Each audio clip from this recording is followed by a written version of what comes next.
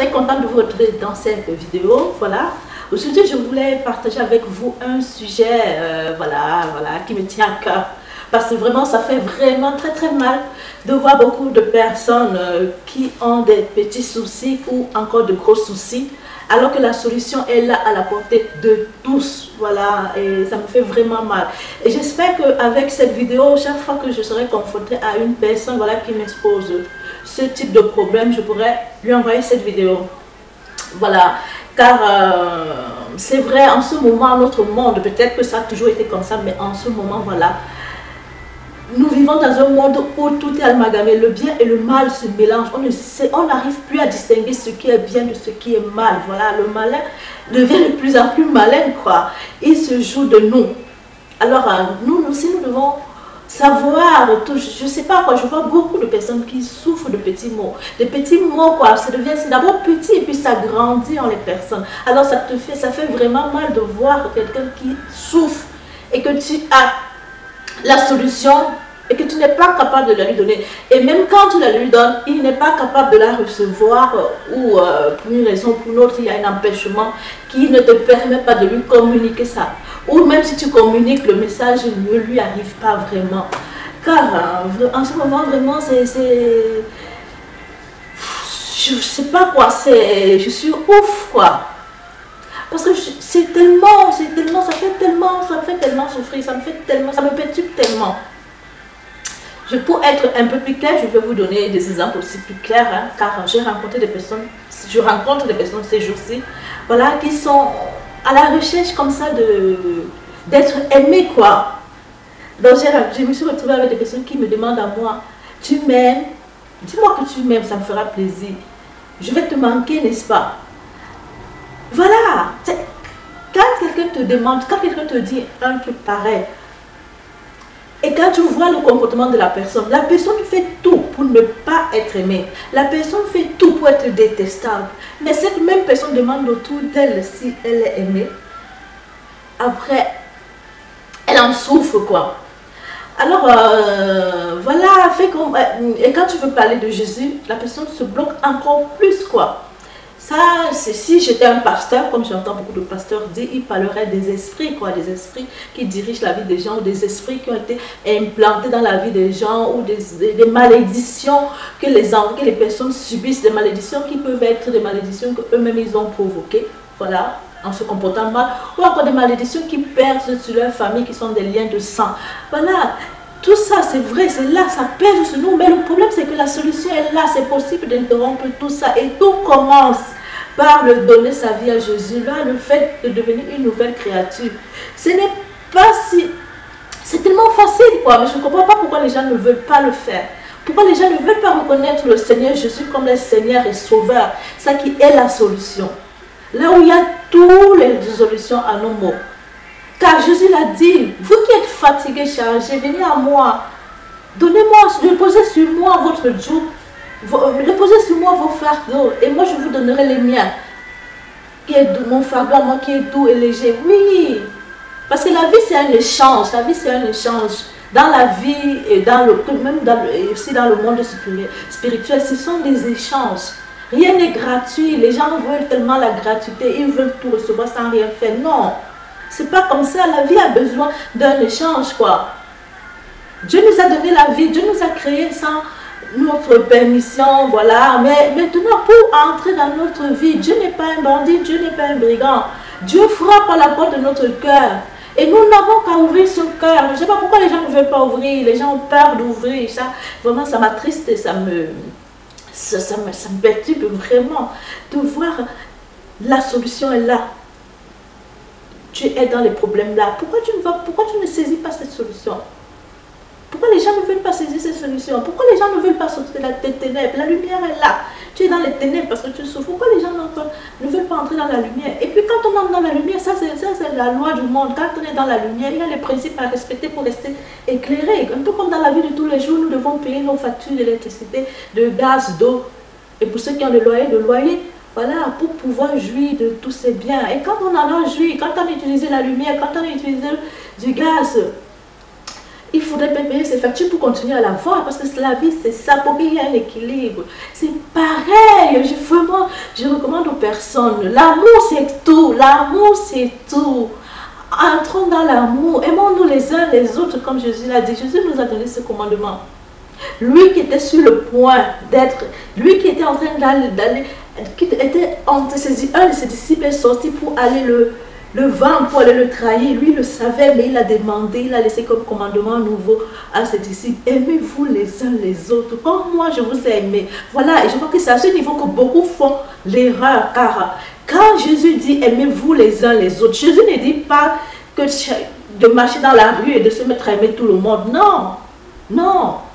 Non, humainement, c'est dans la chair, ce ne serait pas possible. Ou encore de voir quelqu'un qui souffre et d'alléger sa souffrance comme ça, c'est pas possible. Quand nous sommes à ce niveau, comme ça, nous sommes humains et c'est pas possible. Il a bien dit, et il y a ces petits mots-là que beaucoup sautent. Comme je vous ai aimé.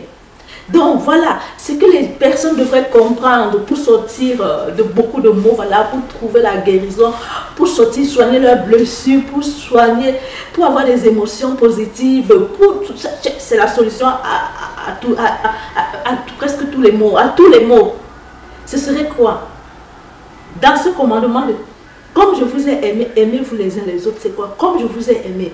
Donc d'abord, il faudrait se laisser recevoir l'amour de Jésus. Il a dit comme je vous ai aimé.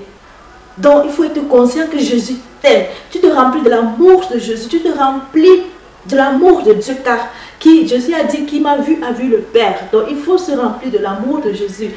Pour se remplir de l'amour de Jésus, il faut connaître quel est l'amour, quel est le sacrifice que Jésus a fait pour nous. Et pour connaître ça, c'est dans la parole. C'est en lisant sa Bible. C'est en lisant sa Bible qu'on comprend quel est l'amour qu'on doit saisir, quel est l'amour duquel on devrait se remplir. Et quand on s'est rempli de cet amour, quand on est plein de cet amour, c'est à ce moment qu'on est capable de donner de l'amour. Donc voilà, c'est ça. Se remplir de l'amour de Dieu, se remplir de l'amour de Christ, se remplir, se laisser instruire, se laisser remplir du Saint-Esprit. C'est comme ça qu'on pourra donner, car chacun ne peut donner que ce qu'il a. Quand tu n'as rien, tu ne peux rien donner. Tu peux avoir toute la volonté du monde à vouloir donner, mais tu ne pourras rien donner car tu n'en as pas. Tu es dans le besoin toi-même. Donc voilà, c'est où beaucoup se trompent. Quand je vois beaucoup qui demandent, ou les gens qui manquent de confiance en eux, tous les mots comme j'ai dit, voilà, c'est ça. Laissons-nous remplir de l'amour de Dieu. Christ a fait le sacrifice. Christ a déjà payé le prix. C'est à nous maintenant. Il est là, il frappe à la porte. Ouvrons cette porte. Arrêtons de souffrir. Ouvrons ces portes. Ce que nous devons savoir, c'est de nous laisser remplir par cet amour de Christ. Car Dieu, pour nous manifester son amour, malgré que nous étions pécheurs, malgré que nous sommes pécheurs, il a envoyé son Fils pour créer cette réconciliation. Acceptons ces réconciliations. Réconcilions-nous à Dieu. Et pour se réconcilier à Dieu, c'est à travers sa parole. C'est en se remplissant de sa parole qu'on prend conscience de la puissance qu'il y a dans la croix, le sacrifice de la croix, de la puissance du sang de Jésus qui balaie, qui nettoie tout. Et cela nous amène à prendre son joug. Son joug, c'est quoi? C'est de nous aimer les uns les autres. Son joug, c'est quoi? C'est d'apporter la parole de guérison, les paroles de sagesse, les paroles de connaissance, les paroles pour fortifier les personnes, les paroles de science, les paroles de l'amour aux autres, quoi. Car, comme disait le pape Jean-Paul II, voilà, il a écrit ça, je ne me rappelle pas bien, mais je ne vous le mettrai pas écrit, c'est que ce n'est pas possible que quelqu'un soit rempli de Christ. Et nous savons, qu'il n'est pas possible que quelqu'un soit rempli de Christ et qu'il garde ça pour lui, non. Car vous devez savoir, Christ, Dieu, il a dit, Jésus, qui m'a vu, a vu Dieu. Car c'est Dieu qui m'a envoyé. Donc ceux qui croient en Dieu et qui veulent voir Dieu, ils voient Christ. Donc c'est comme la Trinité, quoi. Donc à travers Jésus, par le Saint-Esprit, nous sommes en connexion, en intimité avec Dieu. Et on sait tous que Dieu est amour. Dieu est amour. Dieu est amour. Je répète bien, Dieu est amour. Donc tout est amour. Tout passe par l'amour. Vous voyez bien, donc en se remplissant de cet amour, en se remplir de l'amour, c'est quoi? C'est se remplir de Christ. Se remplir de Christ, c'est quoi? C'est se connecter à Dieu. Et ceci par quoi? Par la force que nous donne le Saint-Esprit, par les dons que nous donne le Saint-Esprit. Et ce n'est que comme ça que nous reprendrons l'amour. C'est dans 1 Corinthiens, maintenant je ne me rappelle pas le chapitre ni le verset, je ne vous le mettais pas écrit. L'amour est patient, l'amour est plein de bonté. L'amour n'est pas envieux, l'amour ne cherche pas à se faire valoir, ne s'enfle pas d'organes, ne fait rien d'inconvénient, ne cherche pas son propre intérêt, ne s'aigrit pas contre les autres, ne tremble pas le mal. L'injustice l'attriste, la vérité le réjouit. Pardonne, l'amour pardonne et l'amour fait confiance. L'amour espère et persévère. L'amour n'aura pas de fin. Vraiment, je vous invite vraiment. C'est la solution à tout. Il y a Jésus. Reconnaissons Jésus comme notre Seigneur et Sauveur. Car pour que la graine qui est en nous, pour qu'une graine pousse, pour qu'une graine porte du fruit, s'émancipe, elle doit mourir.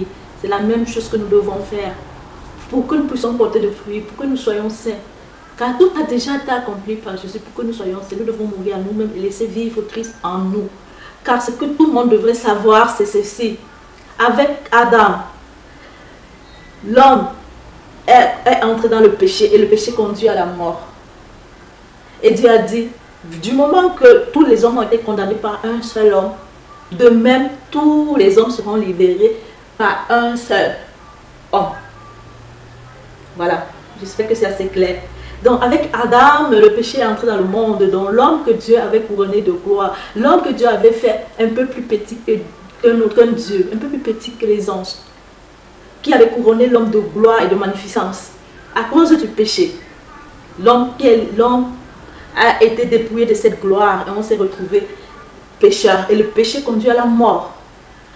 Avec Christ, quand on reconnaît Jésus-Christ comme notre Seigneur et Sauveur, voilà, on fait mourir cet homme qui était lié au péché. Et on devient, grâce à la grâce, voilà. Et par la grâce de Jésus, on se réconcilie à Dieu. Voilà, on devient une nouvelle créature. Cette nouvelle créature qui s'est lavée, qui s'est purifiée de tous ses péchés. Et devient une nouvelle créature. Donc c'est un peu ça quoi. Vraiment, j'espère de tout cœur que cette vidéo apportera un plus à quelqu'un, que de tout cœur que cette vidéo, voilà, parce qu'il faut apportera quelque chose à quelqu'un, une compréhension, car il faut que vous sachiez, l'amour, tout est dans l'amour. Et l'amour parfait, c'est Dieu. L'amour parfait, c'est Dieu. Et Dieu, on le retrouve dans Jésus-Christ, par le sacrifice de la croix, car pour aller au Père, le chemin, c'est Jésus-Christ. Et vu que humainement, nous sommes faibles, Christ a nous envoyé le consolateur, l'Esprit Saint. Donc, laissons l'Esprit Saint en nous s'épargner, qui va nous permettre de rester sur le chemin qui nous mène à Dieu, qui est notre Père. Car étant sur le chemin, le sacrifice de Christ fait de nous des co-héritiers avec lui. Et c'est ça qui nous permet de dire Abba Père. C'est ça qui nous permet d'appeler Dieu Abba Père. Oh, voilà, voilà. Vraiment, je pourrais parler comme ça toute la journée, mais vraiment, j'espère que tous, voilà, que nous devons tous sortir de cette malédiction. Nous devons tous nous efforcer à laisser loin de nous, en arrière de nous, la malédiction. Malédiction qui veut dire dire du mal, quoi. Malédire, entrer dans la bénédiction qui est dire du bien. Voilà. Donc, déjà nous-mêmes, on doit arrêter de malédire, de dire du mal aux gens, des gens, voilà, même de nous-mêmes, hein, et entrer dans les bénédictions, prendre l'habitude de ne dire que du bien, dire que du bien de nous, de nos proches, des gens, de nous remplir nos pensées et notre cœur que du bien, des bonnes paroles qui nous permettent de bénédire et d'être dans la bénédiction. Et de laisser derrière nous la malédiction, voilà. Et de ne point retourner, il n'y a que les chiens qui le font, qui retournent à ce qu'ils ont vomi. Aujourd'hui, je vous invite, mes frères et sœurs, vomissons les mauvaises paroles, la malédiction, vomissons-la et laissons-la out, loin de nous. Et nous retournons pas, car ce n'est que les chiens qui le font, qui retournent à ce qu'ils ont vomi. Imprégnons-nous de la bénédiction, de bénédire et bénir, dire des bénis, dire du bien. Voilà. Alors, sur ce, je vais vous laisser et je vous souhaite à tous et à toutes une excellente journée, une excellente semaine, voilà, et que la paix, la grâce et l'amour de Christ, la joie de Christ soit notre partage. Amen. Je vais vous lire un passage. Nous tirons, ça c'est dans Romains chapitre 5, nous tirons fierté même de nos détresses, car nous savons que la détresse produit la persévérance. La persévérance se conduit à une fidélité éprouvée. La fidélité éprouvée nourrit l'espérance. Or, notre espérance ne risque pas de tourner à notre confusion, car Dieu a versé son amour dans notre cœur par l'Esprit Saint qu'il nous a donné. Voilà, méditez ce passage-là, c'est super important. C'est super important.